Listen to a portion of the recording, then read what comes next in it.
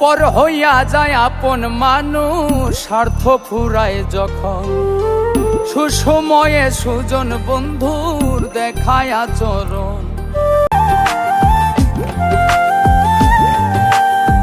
পর হইয়া যায় আপন মানুষ স্বার্থ ফুরায় যখন সুসময়ে সুজন বন্ধুর দেখায় আচরণ।